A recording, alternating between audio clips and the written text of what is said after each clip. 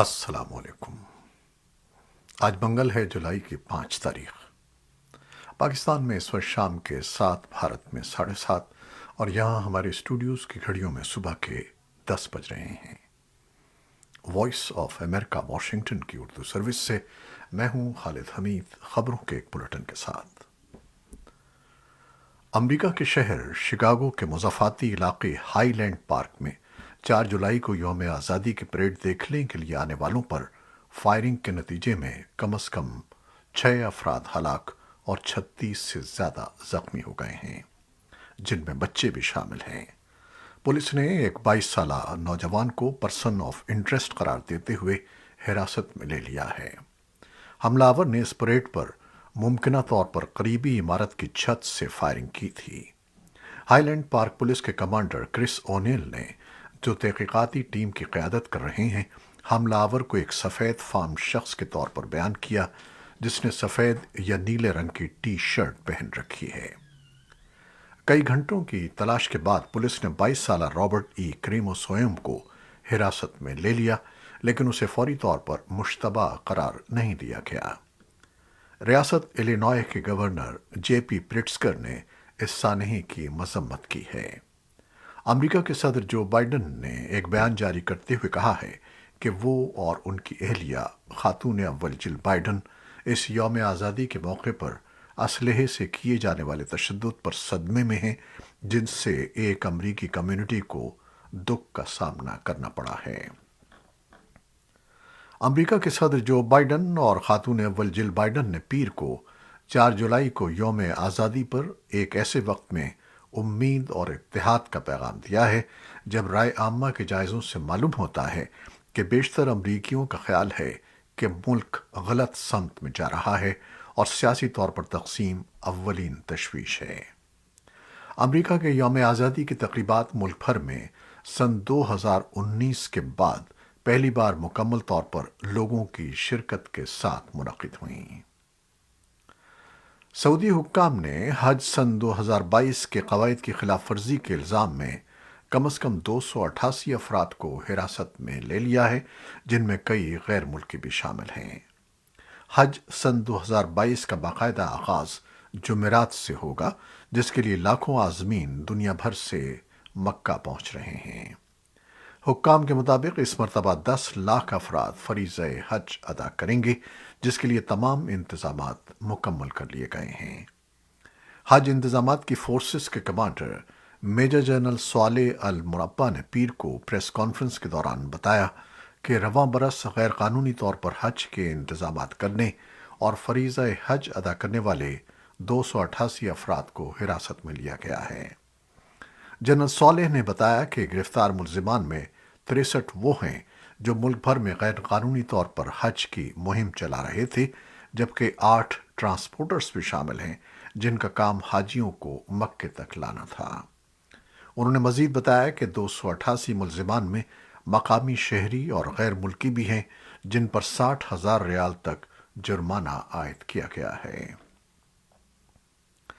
روس کے صدر ولادیمیر پوٹن نے پیر کو صوبے لوہانسک میں فتح کا اعلان کیا، جب یوکرین کی فوجیں لائسچنسک شہر میں اپنے آخری مضبوط گڑھ سے پیچھے ہٹ گئیں۔ روسی وزیر دفاع سرگئی شوئیگو نے پیر کو ایک ٹیلی ویژن میٹنگ میں پوٹن کو اطلاع دی کہ روسی افواج نے لوہانسک کا کنٹرول سنبھال لیا ہے۔ پوٹن نے کہا کہ جن فوجی یونٹوں نے جنگی کارروائیوں میں حصہ لیا ہے اور لوہانسک میں کامیابی حاصل کی ہے، اب ان کو آرام کرنا چاہیے اور اپنی جنگی صلاحیتوں میں اضافہ کرنا چاہیے۔ یوکرین کے جنرل اسٹاف نے کہا کہ روسی افواج یوکرین کے مضبوط گڑھ سلویانسک اور کراماٹورسک پر بھی گولہ باری کر رہی ہیں۔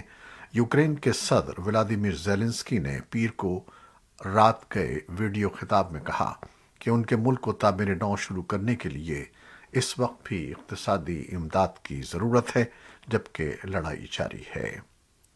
زیلنسکی نے سوئٹزرلینڈ کے شہر لوگانو میں ایک کانفرنس میں ویڈیو کے ذریعے بات کی اور اس بات پر توجہ مرکوز کی کہ یوکرین کی تعمیر نو کے لیے کیا اقدامات کرنے ہوں گے۔ اس کانفرنس میں درجنوں ممالک کے ساتھ ساتھ بین الاقوامی تنظیمیں اور نجی شعبے کے رہنما شریک ہیں۔ پاکستان کی پارلیمنٹ کی قومی سلامتی کمیٹی کا اجلاس اسلام آباد میں جاری ہے، جسے ملکی سلامتی کے امور پر تبادلہ خیال کیا جا رہا ہے۔ پارلیمنٹ ہاؤس میں ہونے والے اس بند کمرہ اجلاس میں قومی سلامتی کے اداروں کے سربراہان کی جانب سے امن و امان کی مجموعی صورتحال اور تحریک طالبان پاکستان کے ساتھ ہونے والے مذاکرات سے آگاہ کیا جائے گا۔ اس اجلاس میں وزیر اعظم Shehbaz Sharif, army chief general Qamar Javed Bajwa اور انٹیلیجنس اداروں کے سربراہان شریک ہیں۔ اجلاس کے اختتام پر اعلامیہ جاری کیا جائے گا، جس میں ہونے والے فیصلوں سے آگاہ کیا جائے گا۔ پاکستان کے صوبہ سندھ پولیس کے کاؤنٹر ٹیررزم ونگ نے دعویٰ کیا ہے کہ اس نے 26 اپریل کو کراچی یونیورسٹی میں ہونے والے خودکش حملہ آور کے صورتکار کو گرفتار کر لیا ہے۔ صوبائی وزیر اطلاعات شرجیل انعام میمن کا کہنا ہے کہ ملزم داد بخش کی گرفتاری C C T V footage, fingerprints اور ڈی این اے کی شہادتوں کی بنیاد پر عمل میں لائی گئی۔ ان کا کہنا تھا کہ ملزم کالعدم بلوچستان لبریشن فرنٹ کے سلیپر سیل کے کمانڈر کے طور پر کام کرتا تھا۔ داد بخش نے دوران تفتیش بتایا کہ اس نے بلوچ لبریشن فرنٹ کے کمانڈر خلیل بلوچ عرف موسیٰ کے حکم پر جامعہ کراچی میں تعینات چینی اساتذہ سمیت مختلف ٹارگٹس کی ریکی کی تھی۔ دوسری جانب چینی حکام کو صوبائی حکومت کی جانب سے پیر کو گرفتاری کے بارے میں آگاہ کیا گیا، تاہم ابھی تک چینی حکام کی طرف سے اس اہم کیس پر کوئی بیان سامنے نہیں آیا ہے۔ شاری بلوچ کی جانب سے کیے گئے خودکش حملے میں 3 چینی اساتذہ سمیت 4 افراد ہلاک ہو گئے تھے۔ پاکستان کی سیاسی تاریخ میں 5 جولائی 1977 وہ دن ہے جب فوجی بغاوت مارشل لاء کے نفاذ کا سبب بنی تھی۔ عام انتخابات کے ذریعے اگرچہ منتخب ہونے والی پہلی جمہوری حکومت کا تختہ الٹے 43 سال کا عرصہ گزر چکا ہے، لیکن اس کے باوجود آج بھی ذوالفقار علی بھٹو کی جمہوری حکومت کو مارشل لاء کے ذریعے ہٹائے جانے کے اثرات سیاسی نظام پر اثر انداز ہوتے نظر آتے ہیں۔ سابق سینیٹر اور ماضی میں متحدہ قومی موومنٹ کے اہم رہنما بابر خان غوری کو کراچی کی انسداد دہشت گردی کی عدالت نے 7 روزہ جسمانی ریمانڈ پر پولیس کے حوالے کر دیا ہے۔ انہیں امریکہ سے پاکستان پہنچنے پر پیر کی رات گرفتار کیا گیا تھا۔ بابر غوری گزشتہ 7 سال سے بیرون ملک تھے اور ان کے خلاف پاکستان میں انسداد دہشت گردی قوانین، ریاست کے خلاف بغاوت، منی لانڈرنگ اور دیگر سنگین الزامات کے تحت مقدمات درج ہیں۔ ماضی میں متحدہ قومی موومنٹ کے اہم رہنما اور بانی M Q M Altaf Hussain سے انتہائی قریبی سمجھے جانے والے بابر خان غوری، جو 6 سال تک پاکستان کی سینٹ کے ممبر بھی رہے، ان کی 7 سال کے طویل عرصے بعد وطن واپسی پر بہت سے تبصرے کیے جا رہے ہیں اور اسے کراچی کی پرتشدد سیاسی تاریخ کے پس منظر میں اہم سمجھا جا رہا ہے۔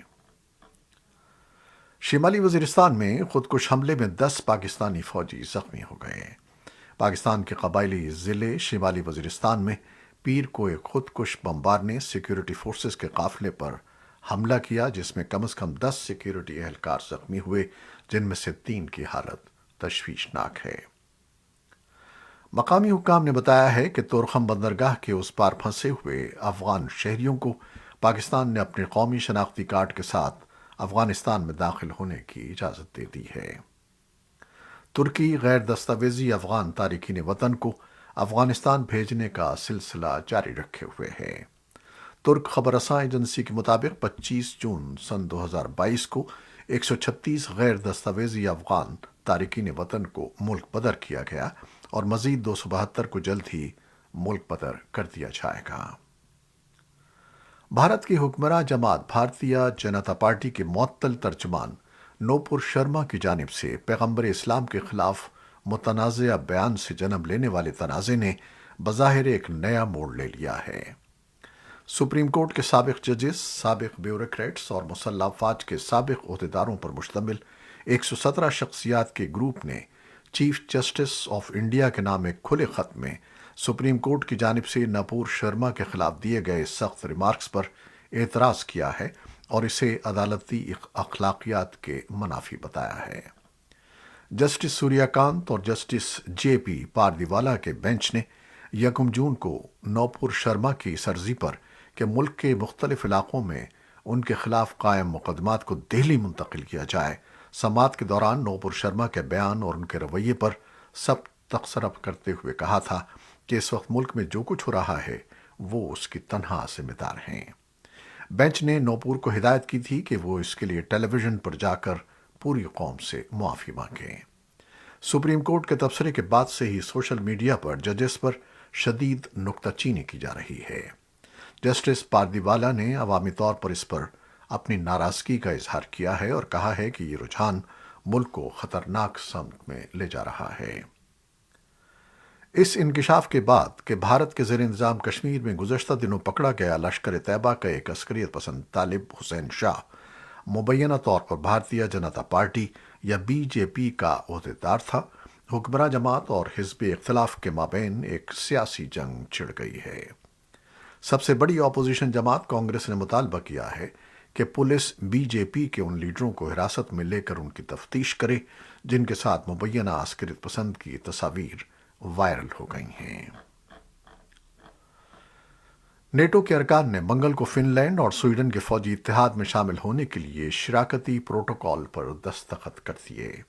دونوں ممالک نے یوکرین پر روس کے حملے کے جواب میں دیرینہ غیر وابستہ موقف کو ختم کرتے ہوئے مئی میں اپنی درخواستیں جمع کرائی تھیں۔ نیٹو کے سیکرٹری جنرل یانس اسٹالٹنبرگ نے کہا کہ یہ فن لینڈ اور سویڈن کے لیے ایک اچھا دن ہے اور نیٹو کے لیے بھی ایک اچھا دن ہے کہ اتحاد میں 32 ممالک کے ساتھ ہم مزید مضبوط ہوں گے اور ہمارے لوگ اور بھی محفوظ ہو جائیں گے کیونکہ ہم دہائیوں میں سب سے بڑے سیکیورٹی بحران کا سامنا کر رہے ہیں۔ امریکی بحریہ کا مشرق وسطیٰ میں مقیم 5واں بحری بیڑا ان معلومات کے لیے انعامات کی پیشکش کر رہا ہے جس سے ملاحوں کو پورے خطے میں ہتھیاروں، منشیات اور دیگر غیر قانونی ترسیل کو روکنے میں مدد مل سکتی ہے۔ یہ پروگرام ایران کے جوہری پروگرام اور تہران کی جانب سے یمن کے حوثی باغیوں کو مسلح کرنے پر کشیدگی کے پس منظر میں شروع کیا گیا ہے۔ امریکی محکمہ خارجہ نے پیر کے روز ایک بیان میں بتایا ہے کہ امریکی حکام اس نتیجے پر پہنچے ہیں کہ الجزیرہ کے ساتھ کام کرنے والی فلسطینی رپورٹر شیریں ابو عاقلہ کی موت اسرائیلی فوجیوں کے مقام سے فائر ہونے والی گولی سے ہو سکتی ہے۔ محکمہ خارجہ کا یہ بھی کہنا ہے کہ اس بات پر یقین کرنے کی کوئی وجہ موجود نہیں ہے کہ یہ گولی جان بوجھ کر چلائی گئی تھی۔ شیریں ابو عاقلہ رواں برس مئی میں مقبوضہ مغربی کنارے میں ایک اسرائیلی فورسز کی کارروائی کی کوریج کے دوران گولی لگنے سے ہلاک ہو گئی تھیں۔ یہ تھیں وہ خبریں جو فیس بک لائیو پر ہم نے آپ کے لیے پیش کی۔ ہماری ویب سائٹ، یوٹیوب اور پوڈ کاسٹ پر یہ بلیٹن آپ کے لیے پوسٹ کر دیا جاتا ہے جسے آپ بعد میں بھی دیکھ سکتے ہیں اور سن سکتے ہیں۔ آپ ہمارے بلیٹن کو شیئر کرتے ہیں اور اپنے کمنٹس میں اپنی محبتوں کا اظہار کرتے ہیں جس کے لیے ہم آپ کے بے حد ممنون ہیں۔ اپنی ان محبتوں کو جاری رکھیے گا۔ خالد حمید کو اب اجازت دیجیے گا۔ اللہ حافظ۔